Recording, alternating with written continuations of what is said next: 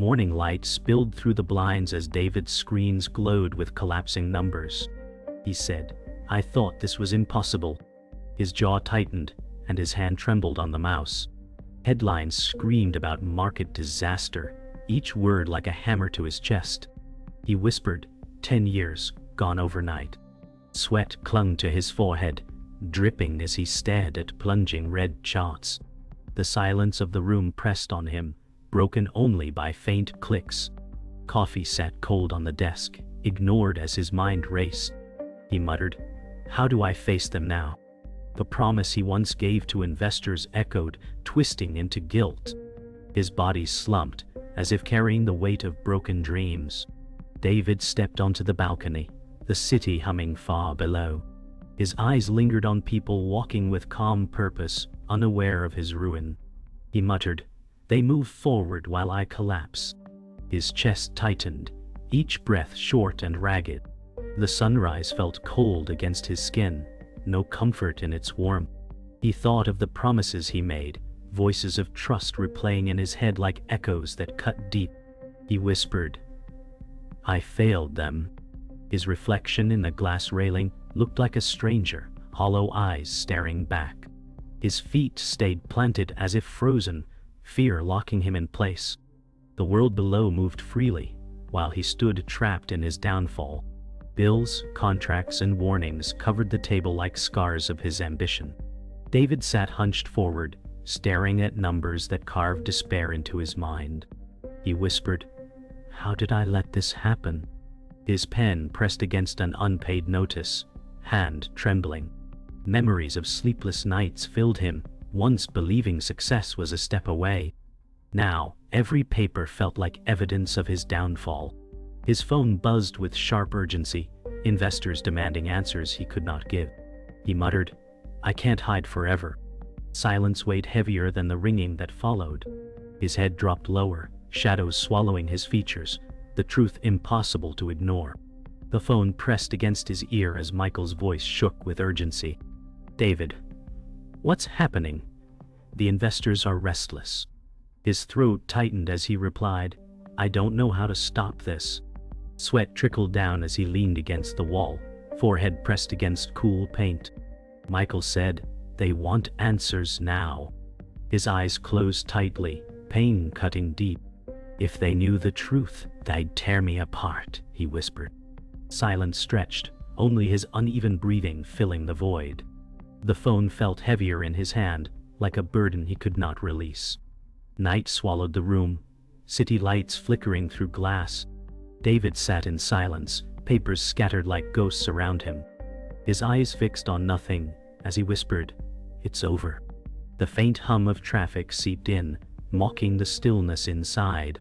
He thought of family faces, bright in memory, but unreachable. His chest rose and fell with tremors, body rebelling against truth. He muttered, "How do I rise from nothing?" Darkness closed in further, broken only by the faint glow of screens now dimmed. The silence wrapped tighter, as if the room itself mourned with him. David sat at the table surrounded by overdue bills, the numbers multiplying like shadows. His phone buzzed endlessly with calls from creditors, each one demanding what he could not give. He muttered, "They won't stop until I'm buried." His stomach twisted, and his hands pressed hard against his forehead. Outside, the city's noise mocked his silence, a reminder of lives moving forward, while he stole. He scrawled notes in panic, crossing out one plan after another, each failing before it began. He whispered, "The debt is snowballing. I'm losing everything." Desperation pulled at him, and every thought spiraled back to failure. His walls felt closer, each breath sharper, as if the weight of his downfall pressed tighter by the second. David sat across from Richard, a mentor whose once sharp suit now hung loosely from his frame. Richard said, "The system chews people like you alive." His voice was heavy with regret. David leaned forward, eyes desperate for guidance. "Tell me how to survive this," he pleaded. Richard sighed, rubbing his temples. "You're chasing illusions. I lost everything when I thought I couldn't lose." The bitterness in his tone cut like a blade. David replied. I can't give up, not now. Richard's tired eyes held both warning and pity. The cost of winning might be more than you can bear, he said softly, a shadow of his own failures reflected in his words. David rushed through calls, pitching ideas frantically, but rejection echoed back each time. Not interested, voices snapped coldly. His throat burned from repetition, but desperation fueled him. He tapped furiously on his laptop, charts and proposals flashing across the screen. This has to work, he muttered, voice cracking. He dialed again, his palms slick with sweat, but silence greeted him. The rejections stacked higher, each one cutting deeper than the last. He whispered, another door shut, another chance gone. His shoulders sagged, and his eyes burned with exhaustion. His effort was relentless, yet every path collapsed before his feet touched it. A man in a tailored suit leaned back confidently, eyes fixed on David. I see potential, Samuel the investor said with a smirk. But my money comes with conditions. David's chest tightened as he nodded, knowing he had no other choice. Samuel tapped his pen against the table. I take control if you falter, understood? His tone carried sharp authority. David's voice wavered. If that's the price, then I'll pay it. Samuel smiled faintly, leaning closer. Don't mistake my help for charity. The words carried a warning that echoed louder than the deal itself. David's hands clenched under the table, trapped between hope and surrender. Michael leaned forward, his voice urgent but steady. David, this deal feels dangerous. David shook his head, staring at the papers. It's my only chance. Michael's jaw tightened. You're gambling with more than money now. David's hand hovered over the signature line, sweat forming on his brow. If I don't take this, I lose everything, he whispered. Michael's eyes burned with frustration. And if you do, you might lose yourself. The tension hung heavy between them, loyalty strained under the weight of risk. David pressed the pen down, his hand shaking, knowing this choice could define his rise or his ruin. David sat in the dim office, unaware the walls had ears. Across the city, his rival Victor flipped through confidential papers with a smirk. Victor said, he won't last long. His tone dripped with cold certainty. Hidden deals unfolded, each one designed to weaken David further. His once trusted advisor stood by Victor's side, betrayal etched into every glance. David, back in his office, muttered, I feel like the ground's shifting beneath me. Phone calls he expected never came, and promises vanished into silence. Victor's laughter echoed in unseen halls, sealing plans meant to crush him. In a quiet cafe corner, Sarah slid an envelope across the table. She whispered, They're draining you from inside. Her eyes darted nervously around the room. David's hand trembled as he opened the papers, his face paling with each line. This can't be real, he said. Sarah's voice was steady but low. It's worse than you think. Her courage was clear, but fear lingered in her gaze. The truth spilled from the pages like poison, revealing traps set against him. He clenched the papers tightly, whispering, They've been bleeding me dry. David stood in front of a mirror, tie loose, voice hoarse from failed pitches. Another rejection, he muttered, throwing papers onto the floor. He rehearsed words aloud, desperate to make them sound convincing. His reflection stared back, weary and broken. He grabbed his phone, dialing another number, forcing energy into his voice. I have something worth your time, he said, though doubt cracked each syllable. Silence answered, followed by a sharp click. His hand dropped, phone slipping onto the desk. Every door is slamming shut, he whispered, eyes dark with exhaustion. At a cramped diner, a man in his 50s sat across from David, hands trembling as he clutched a pink slip. They shut the factory, he said, eyes wet with disbelief. David's stomach sank as the man continued. I lost my savings when I followed your advice. Guilt crashed into him, heavier than any debt. I never meant for this, David whispered. The man shook his head, voice breaking. Intentions don't feed families. The silence that followed carved into David deeper than rejection ever could. The human cost of his failure sat across from him, raw and undeniable. David sat alone at his desk, papers scattered, whispers of betrayal echoing in his thoughts. He muttered, "They've cornered me from every side." His phone buzzed again, but he let it ring, unable to face another demand. The weight of Sarah's revelations pressed hard on him, each page of evidence a dagger. He whispered, "If this is true, I've already lost." The shadows in the room stretched longer, wrapping around him like chains. His hands shook as he buried his face, the silence unbearable. The thought that he could lose not just money, but everything he was, crushed him. Sarah's hands trembled as she spread documents across the table. "This proves they've been siphoning funds," she said, voice steady despite fear in her eyes. David scanned the pages, every line burning like fire. His chest tightened as he whispered, "They were never partners, they were predators." Sarah leaned in closer, lowering her voice. "Victor controls more than you realize. If you don't act now, you're finished." The words cut deep, sharper than any rejection. David pressed his palms against the papers, forcing air into his lungs. "Then it's time to fight," he said, his voice hardening into resolve. David sat alone in his office, scrolling through old files, until a hidden folder caught his eye. His fingers froze before opening it. Inside, forgotten accounts and unused assets glowed like buried treasure.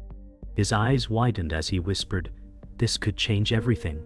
For the first time in months, his chest lifted, breath no longer suffocating. He scribbled frantic notes, piecing together a plan from scraps. The silence of the room felt lighter, almost charged with possibility. "Maybe I still have a chance," he muttered, gripping the papers tighter as hope flickered alive in the ruins of his despair. Victor leaned back in his chair, his voice sharp as he spoke into the phone. "He'll never recover. Every move he makes, I've already blocked."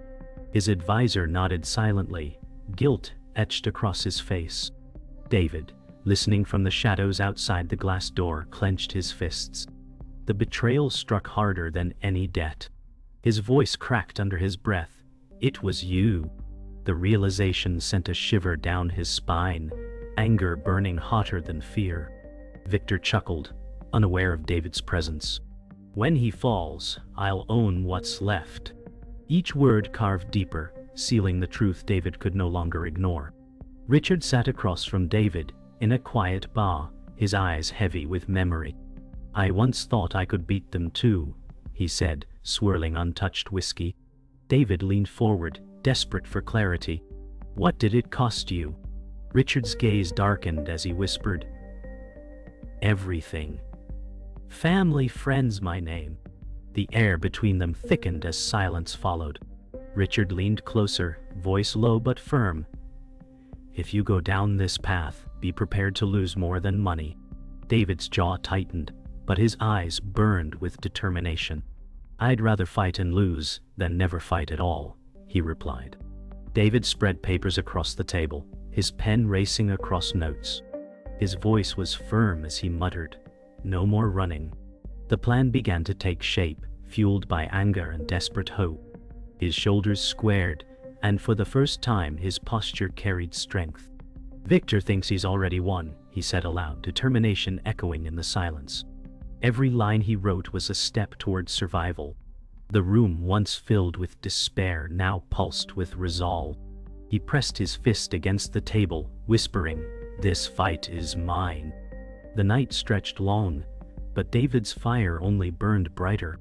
David entered the boardroom with files clutched tight, his heartbeat echoing louder than footsteps. Across the table sat sharp-eyed executives, their stares heavy with doubt. He began, "This plan can bring us back." His voice shook at first but grew steadier. Charts and numbers filled the screen behind him, glowing symbols of risk. A man scoffed, "This is reckless." David locked eyes with him, fire sparking in his tone. "Reckless is sitting still while everything burns." The room thickened with tension as whispers spread. He forced his shoulders back, determined to prove he still belonged in the fight. Victor leaned forward, voice dripping with arrogance. You think you can bargain with me? His smirk spread across the polished table like poison. David stared back, jaw tight. I won't let you crush me, he said. Victor chuckled, tapping his pen with calm menace. One wrong move, and you'll lose everything faster than you imagine.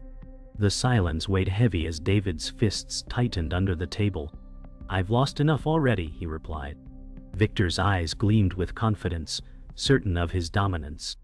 The battle between them was unspoken but unmistakable, two predators circling for the first strike. Samuel tapped his finger against the contract, eyes sharp with calculation. I'll invest, but I call the shots, he said, tone cold as steel. David scanned the paper, every word heavy with chains. He muttered, This is more control than we agreed.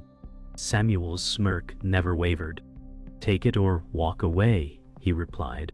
The room's silence pressed in like a verdict. David's hand hovered over the signature line, sweat forming across his brow. This deal feels like a trap, he whispered. Samuel leaned back, voice smooth yet cutting. Every deal is a trap if you're not ready. Michael paced the room, his voice rising. You're letting them own you. David sat at the desk, eyes fixed on the contract, pen in hand. It's my only way forward, he answered, voice low. Michael slammed his palm against the desk. And what's left of you when this is done? His anger trembled with loyalty, torn between support and fear. David looked up, eyes hardened. I'm not walking away now. Michael's shoulders dropped, frustration spilling into silence. Their friendship strained under the weight of ambition, loyalty colliding with risk, as the decision drew closer to breaking them apart. David stood over the papers, heart pounding like war drums. This is my gamble, he whispered, hand trembling as ink met paper. His signature spread across the contract, sealing both his hope and his risk. The silence after felt deafening, broken only by his heavy breath. He pressed the pen down harder, as if carving his fate into the page. This is all or nothing, he said aloud, voice steady now. The room felt charged, alive with both dread and determination. The gamble was placed, and there was no turning back from the path he had chosen. David entered the conference room, his steps heavy but unwavering. Victor sat at the head of the table, his smirk already sharp. So, you finally showed, Victor said. David laid his documents down, eyes locked on him. This ends now, he replied firmly. The air bristled with tension as both men leaned forward. Victor's voice dropped, smooth but cutting. You're still out of your league. David clenched his jaw, replying, Not anymore. Silence stretched, broken only by the ticking clock on the wall. The confrontation was more than business. It was survival. Every word felt like a weapon waiting to strike. The deal unfolded like a storm, numbers flashing across screens. David leaned forward, eyes locked on charts, his pulse racing. All in, he whispered, pushing every resource he had into one gamble. Victor chuckled darkly. You'll drown in this. Their words clashed like steel. Each second dragged, decisions etched into the market's rhythm. David's palms sweated, but he refused to blink. This is my shot, he said through clenched teeth. The gamble was irreversible, a blade balanced on the edge of ruin and redemption. The stakes were higher than numbers. They were the measure of his very survival. Richard sat across from David, his voice weary but firm. I warned you about the cost, he said, eyes distant with memory. David's hands shook, clutching a glass of water. I can't stop now, he replied, his tone steady despite fear inside. Richard leaned in, face shadowed by regret. I lost everything chasing what you're chasing. David's jaw tightened, eyes burning with defiance. Then I'll be the one who proves it can be done. Richard exhaled, shoulders sagging under the weight of his past. His warning was clear, but David's determination carved a path he refused to abandon. In a crowded office, a laid-off worker confronted David, tears brimming in his eyes. I lost everything because of you, the man said, holding a torn notice. David's voice caught. I never meant for this. The pain in the man's words struck harder than any number. My family trusted you, he said, voice breaking. David swallowed hard, guilt burning deeper than debt. I will fix this, he promised, though the weight of the words felt crushing. The man turned away, shoulders heavy with despair. The moment carved into David's resolve, reminding him what was truly at stake.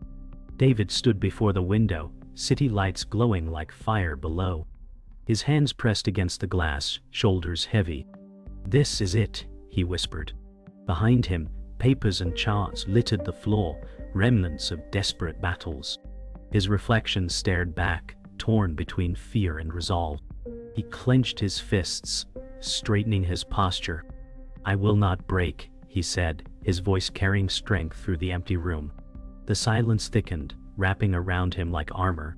The climax of his journey burned in his chest. The fight had reached its peak, and the next step would decide everything. The office was silent after the storm. David sat at his desk, charts glowing faintly on screens that once burned with chaos.